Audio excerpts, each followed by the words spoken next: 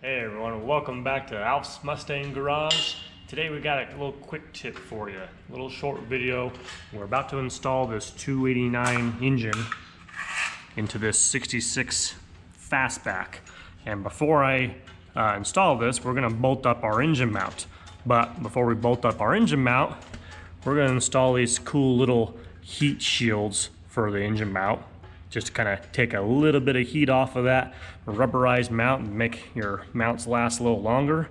And we're also going to install these. This is a starter cable retainer to properly route your starter cable. It's going to go right through here.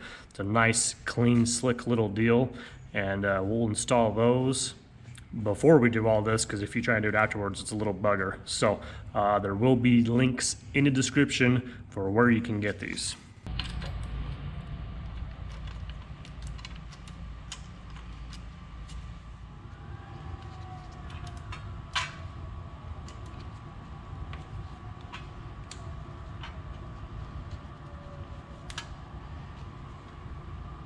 Okay, so that's how it's gonna go when you kind of like mount all that together. And obviously you're gonna put these on the right hand side, because that's where the starter motor goes. So your starter cable is gonna come right on down here, go through those retainers and hit the starter motor, and just be a nice little route there. You got the little heat shield. When you buy those, they do come in a pair. When you buy these, they come in a pair.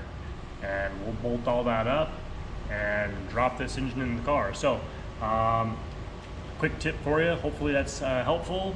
If it is, give us a thumbs up, subscribe to the channel if you haven't already, because it does help us out a lot.